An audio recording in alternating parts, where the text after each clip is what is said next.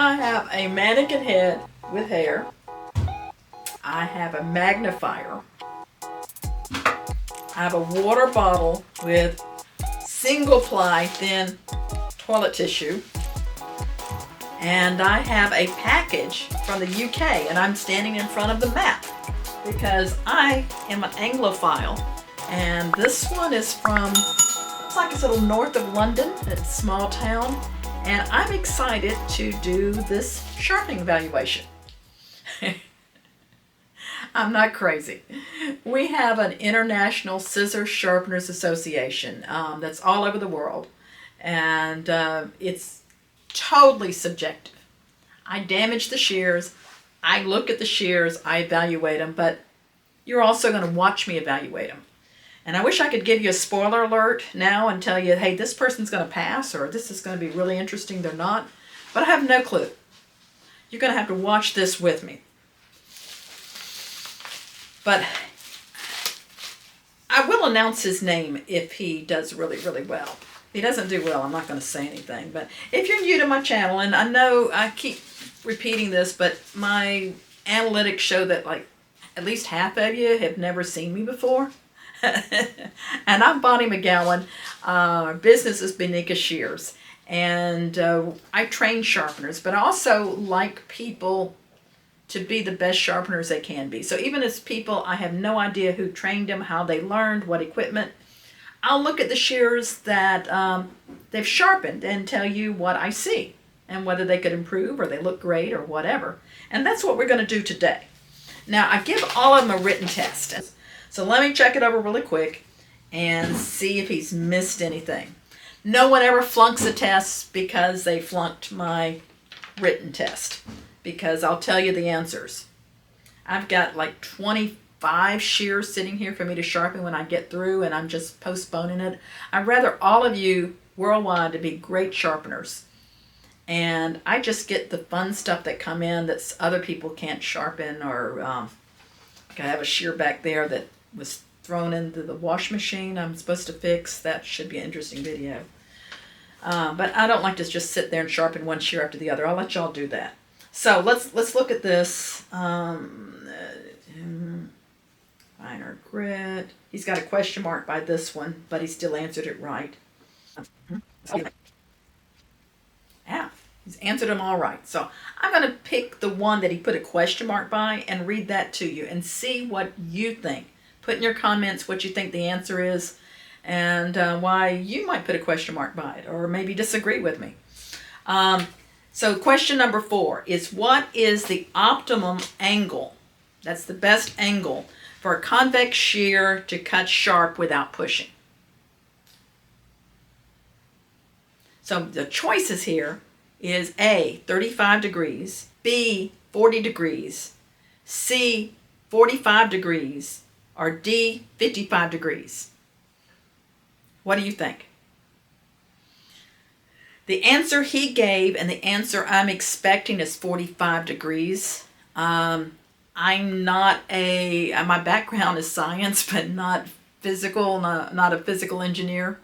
But 45 is the great angle for a slope, for the perfect pressure, and also the tilt. And I just noticed that a lot of our higher end shears come at 45 degrees. So it just seems to be the go-to number. Just from my 30 years of experience, seems to be the optimum angle for the least push and to be nice and sharp. But if you have ideas on that, I'd love to see that in the comments, because I definitely don't know it all. But that's been, from all the sharpeners I've worked with, that's like the go-to number on a quality convex shear. So that's the answer to that one, is 45 degrees. Now that doesn't mean that you can't do some convex edge shears at 40 or 55. If they're very high end, they're doing a lot of slide cutting, the steel's very good, I'll do them at 50 and 55, even maybe 60. If they're only straight cutting dry hair, coarser hair, they're judging me by how long the shears go between sharpening. Maybe they're dog grooming convex edge shears. I'll do those at 40.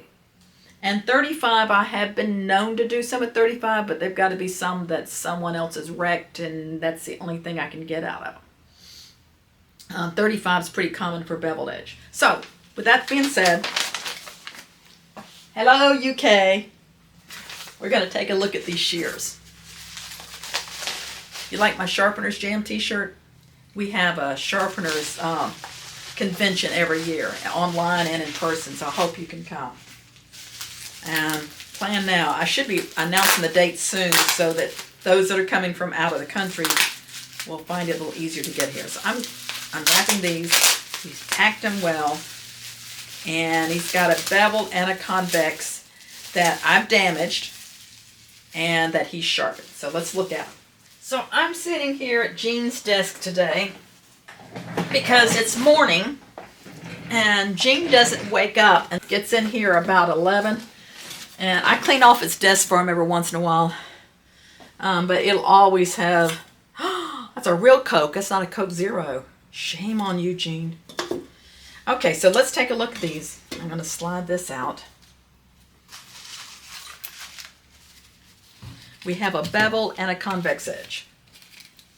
So I'm looking first of all to see if the bevel looks like a true bevel and if the convex looks like a true convex. And he's tied a cute little string around it. That's similar to what I do. I use a blue ribbon when I send back shears to my customers. I don't do it if they're here in person, but if they're in the mail, it keeps them from opening up and shipping.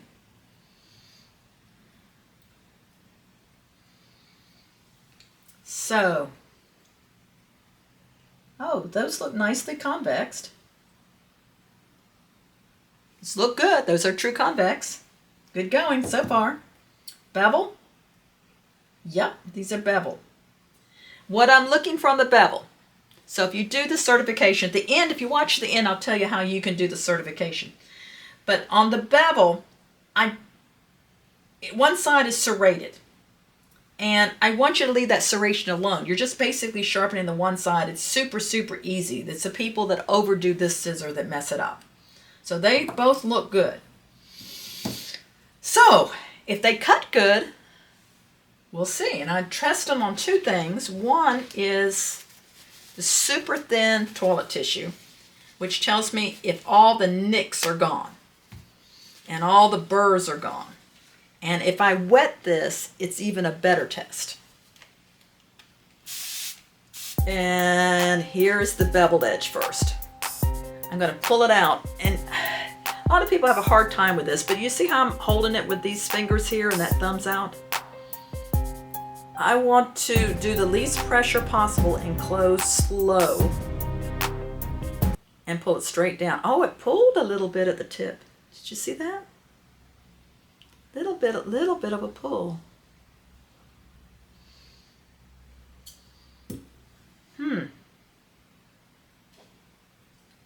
Try it a second time. Yeah, still got a pull. We'll see how it cuts hair. Okay, convex. Once again, my thumbs out. Least pressure possible. Slow. Oh, that cut perfect. You see that? I'm going to do it again. Slow motion. Felt a little tiny pull, but no, it's good. It's good. So if these cut hair, these pass. If these cut hair, I'll pass him, but not with an A+. Because it does, he should have kind of checked that tip there. It's a little scratchy on the tip, but the tip does come together. This one feels good, and the tip meets. So, got this poor little mannequin. I should have brought a comb in. So, the main thing I'm wanting to see whether these cut, whether they push hair, and they don't, and I want to see if that tip pulls the hair.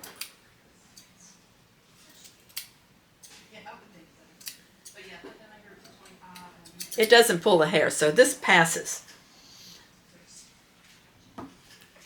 It would have to be somebody with some really fine hair for that to pull.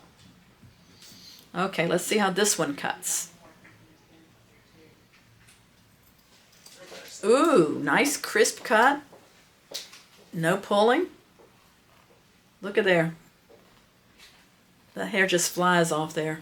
It's flying! It's flying! It's flying! He passed, Misty.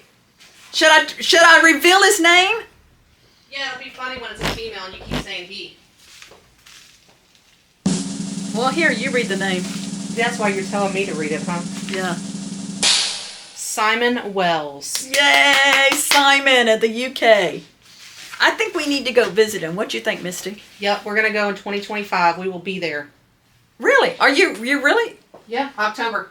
October of 2025, we will be in the UK. Great announcement. I didn't say what other countries you're going to. Hey, Simon, or any of you in the UK, if you can find us a place to meet, we'll have a little Sharpeners get together there, right, Misty? We can do that. Mm-hmm. Misty always fusses that I make everything a sharpening business write-off, but hey, why not? We'll be in France too. Are we really? Yeah, we'll be in you hadn't told me this. France. Where are we going? I'm trying to remember. You've actually got things going? And the Sharpeners are going to be able to go with us? I don't know. You don't know? I don't know that part yet.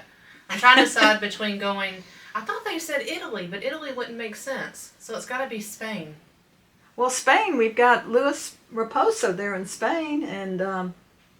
What is this little country right here? Belgium. Yes, yeah. Oh, yeah. Because it was right there next to Paris, and I was like, what? That's not... So I think it's either going to be Spain or Belgium. And then hopefully... Well, Belgium, maybe we can go visit, who's that and famous detective from... possibly the Netherlands, too. We'll be in Amsterdam. Amsterdam. And then I'm wanting to go up to Scotland. Oh, yeah. So... Yeah, well, the McGowans are Scottish heritage. We'll be right in here, right in this area. That's where we're going to be. Is that what we're doing? Okay. Yeah. Our choice is to go here or to go this way. But there's more days at sea going this way. I'd rather do more countries. Well, we go to Denmark? Because we can go see, we have a sharpener in Denmark, too. Mm-mm. But maybe we could land and go over to Germany and go back to Zolligan a little bit. Go to the Rhine. I don't know.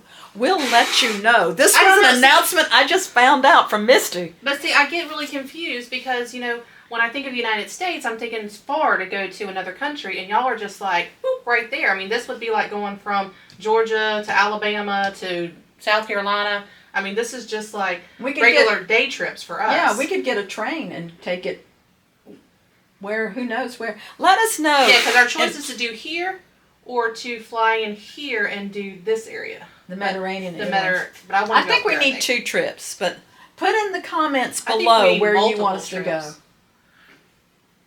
Yeah, I think we need to go every year to Europe. I think so too. But you want to go to Hawaii. I am. I'm going to Hawaii. I'm going in February of 2025. And actually, that's more expensive than going to Europe. I know. That's why I said Europe, yeah. And we'll be in Alaska this year. Yes. And I'm stopping at a little village in Alaska and sharpening shears because I have a customer there. But you did tell them about the one we're doing down here, right? I have not said anything about that. Show them that one. I know. So it's either going to be, it'll be the summer of 2025. We're either going to be in, where are they? Jamaica? Not Jamaica. Yeah, Jamaica. There's Jamaica's right here. Jamaica's right Jamaica there. Or Aruba, did you say? One of the two. Okay. All-inclusive resort. Oh, all-inclusive resort. And it's a business trip because we're going to talk sharpening. Yeah, I promise you. And so watch to the end. I'm going to tell you about how you can do the ISSA certification. Make sure that you keep up with us on our Facebook Sharpeners Jam group or our emails or whatever. I'll be getting the word out about these trips because I just learned today. I know we talked about them, but it sounds like she's kind of getting them narrowed down. So super. And congratulations again, Simon. And there's the phone. So what's your thoughts about the International Scissor Sharpeners Association? Is this ISSA certification, is it a walk in the park or is it a little more difficult? Let's see what you can do. If you want to be certified, if you want to join the ISSA, it's for those that are certified, it's more than just a piece of paper. It's more than just an ID card. So links below is going to tell you how to be a part of the ISSA and also to get your swag and your merchandise. If you're ready to take your sharpening skills to the next level, I've got you covered, whether it's a certification or upgrading your equipment or getting some more sharpening training. That's what we're about. So call the red-headed sharpening lady, Bonnie at Bonika Shears. And remember, stay sharp, my friends.